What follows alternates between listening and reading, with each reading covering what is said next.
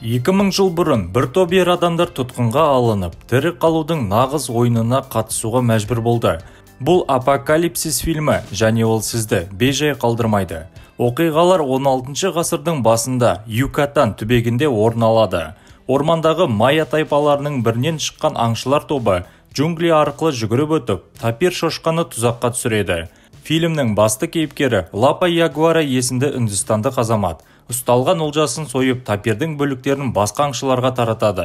Әлі балалы болу бақыты бұйырмаған Тупой Канецке досы еркелік жасап, оның мәселесін шешуге көмектесетінін айтып, тапирдің жұмыртқасын береді.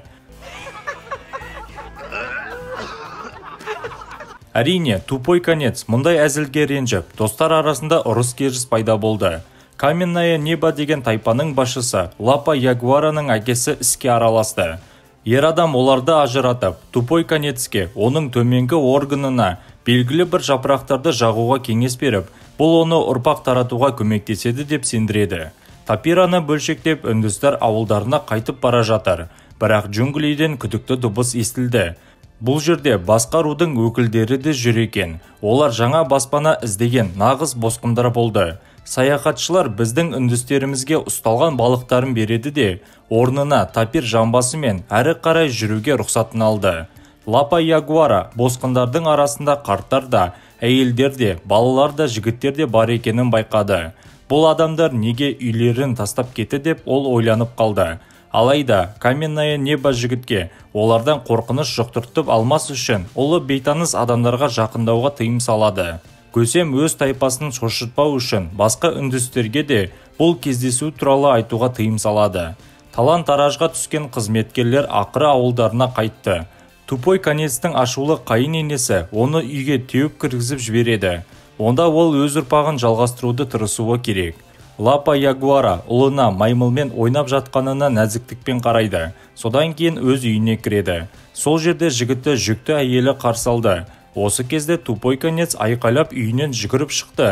Көшбасшы емдік шөптердің орнына бейшараға ащы бұрыш жапырағын берген екен. Енді ол екі аяғының арасында жанып тұрған тозақ сезімін сезінуде. Бүкіл тайпа оған қарап көңіл күледі. Кешкісін отбасында жергілікті ақсақал неше түрлі әңгіме айтады. Барабан соғылып, ауыл тұрғындары оттың жанында билеп жатыр. Тек Лапа Ягуара жалпы көңіл көтеруге қатыспай, мұңайып отырды. Тұмаңды таң атты. Біздің кейіпкеріміз бір түрлі түс көрді. Ол джунглиді жалғыз кезіп, күндіз көрген босқындардың бірімен кездесті. Ер адам жүрегін қолына ұстап, ауыр дем алып жатты.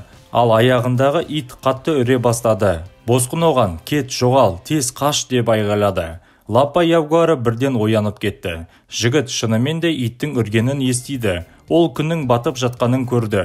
Джунгли арқылы жау тайпасының жауынгерлері оларға қарай жақындап келеді. Бұлар кеше көрген босқындар емес, керісінше күшті, ашулы, қарулы адамдар еді. Олар ұйықтап жатқан ауылды қоршап алды. Иттің үргені кенет тоқтап қалды. Бөтен жауынгерлер өз орындарын тауып, тайпаға күрт шабуыл жасады. Қаһарлы шайқас басталды. Олар біреуді тұтқынға алады, біреудің өмірін алды. Сонымен қатар үндістердің лашықтарын өртеп жібереді. Тайпа бұған мүлде дайын емес еді. Сондықтан да олар жеңіліске ұшырады. Лапа Ягуара жүкті әйелі мен ұлын терең тас құдыққа түсіреді. Осы кезде оны жауынгері байқады. Ер адамдар арасында ұрыс басталды. Лапа Ягуара жаудың құдыққа құлап, отбасына жете алмауы үшін қолдан келгенінің бәрін жасап жатты. Біздің кейіпкеріміз қарсыласын жеңе алды.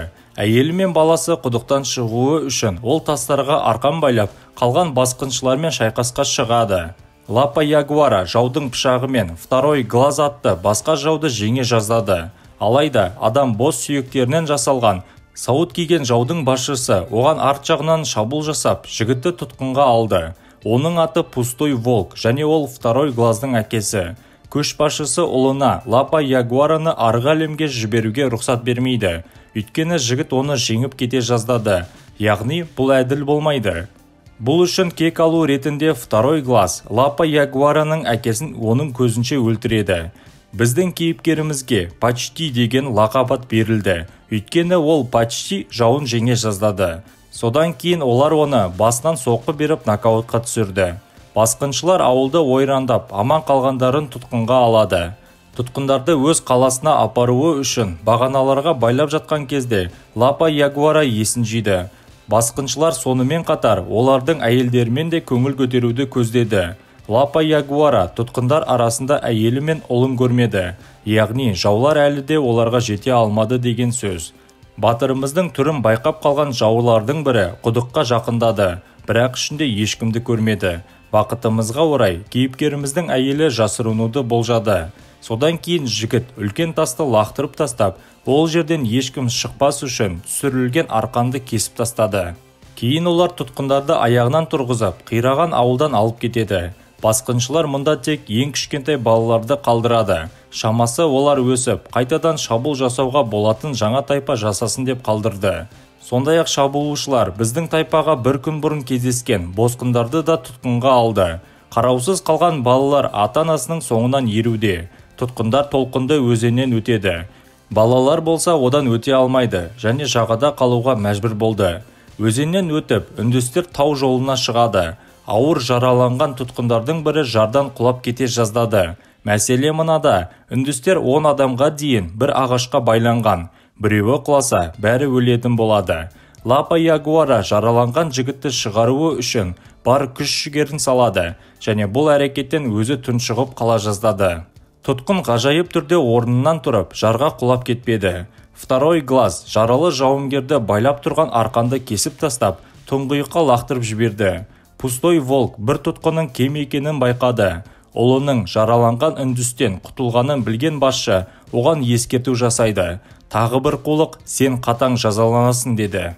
Кешкі аялдамада Пустой волк кенже ұлы третий глазға қанжар сыйлады. Бұл олардың бір дәстүрі болды. Келесі күні тұтқындар керуені құлаған ағаштардың жанынан өтеді. Үндістер таңғажайып өлімнен құтыла алды.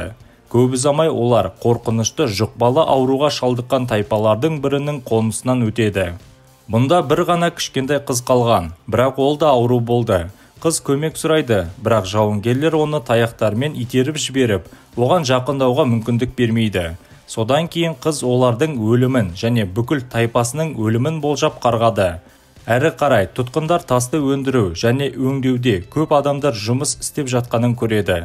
Олардың барлығы ақ шаң қабытымен жабылып, үнемі жөтеліп жүрді. Басқындардың басшысы оларды жер қансырап жатқан тас қалаға апарамыз дейді. Тұтқындар сондай-ақ жақын жерде қарттарды, науқастарды және мүгедектер тұратын елді мекенді көреді. Керуен құл деп аталатын базарға тоқтайды. Тұтқындар көк бояумен боялды. Пустой волк мәміле жасау құқығын ұлына берді. Третий глаз бұл мүмкіндікті мақтан тұтады. Бірақ олар мұнда барлығын емес, тек әйелдерді сатады. Тупой конестің енесі тым қартайғанын, бәрібір оны ешкім сатып алмайтынын көрген басқыншылар әйелді бостандыққа жібереді. Қалған әйелдер құлдыққа сатылады, ал ер адамдар ары қарай жүреді. Тұтқындар ғибадатханаға кірді. Қабырғаларға адам құрбандықтардың суреттері салынған. Көк түске боялған үндістерді көпшіліктің арасынан биік пирамидаға апарады. Қала тұрғындары жарқын көріністі асыға күтуде. Тұтқындарды ағаш баспалдақтармен пирамиданың ең жоғарғы жағына апарды. Діни қызметкерлер жергілікті тұрғындарға жүгініп, оларды барлық қиыншылықтардан құтқарамыз деп уәде береді. Ол үшін тұтқынға түскен үндістерді Кукалкан есімді құдайға құрбандыққа шалуы керек. Ары қарай қорқынышты нәрсе болады. Жергілікті діни қызметкерлер тұтқындардың бастарын пирамиданың төбесінен лақтыра бастады. Лапа Ягуараның кезегі келді. Жігіт құрбандық үстеліне қойылды, ал жергілікті жазалаушы пышағын көтеріп жатты.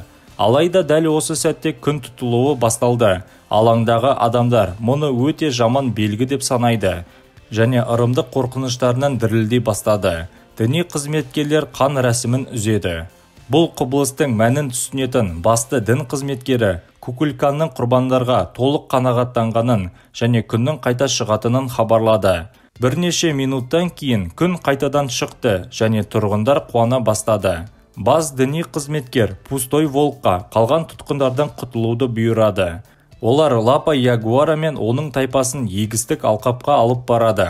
Оның арғы жағында жүгері тоғайлары болды, ал олардан кейін джунгли еді. Қазір сіздер ең қорқынышты қауіпті ойынды көресіздер. Тұтқындардың міндеті союшы күтіп тұрған жүгері алқабына жүгіру. Егер үндістер қашып құтыла алса, олар бостандыққа шыға алады. Бірақ бәрі соншалықты оңай емес еді. Арғы жағында садақшылар, найзашылар, тас атушылар болады. Второй глаз тұтқындарға жұптасып жүгіруді бұйырады. Бірақ бірінші жұп жартысына да жетіп үлгермеді және найза мен тастан құтыла алмады. Кейін оларға қасапшы келіп ісін аяқтайды. Екінші жұпта Лапа Ягуара болды. Жаулардың тигізуін қиындату үшін олар зигзагтармен жүгіре бастады. Мәре сызығына жақын қалғанда екінші үндісті жау жебесі басы бозды, ал Лапа Ягуара жараланды. Дегенмен кейіпкеріміз жебені үзіп, ұшын қару ретінде пайдаланады. Оның көмегімен жігіт Пустой волктың ұлын өлтірді. Содан кейін ол қалың орманға тығыла жүгірді. Пустой волк бір күн бұрын сыйға берген ұлының қанжарын алып, аз ғана жауынгерлер тобымен бірге Лапа Ягуараның артынан жүгіре бастады. Олар жүгері алқабынан қашқынды іздеп жүрді. Лапа Ягуара жарасымен күресіп джунглиге барады. Ол ағаштардың бірінде тығылып үлгерді. Дегенмен ягуардың күшігі бұтақтардың бірінде отырды. Көп ұзамай баланың анасы пайда болады. Жыртқыш ашулы тістерін көрсетеді. Жаулар қашқынды іздеуді жалғастыруда. Бірінің иығына бір тамшы қан түсті. Басқыншылар Лапа Ягуара ағашта жасырынып жатқанын түсініп қойды.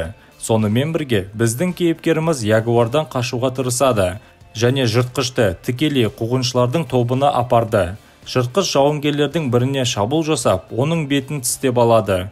Басқа үндістер ягуарды өлтірді. Ал осы уақытта кейіпкеріміз бар күшімен қашып кетеді. Ырымшыл жауынгерлердің бірі ягуардың өлімі өте жаман белгі екенін және ауру қыздың ақырзаманның келеді деген пайғамбарлығын есіне алып ескерту жасайды.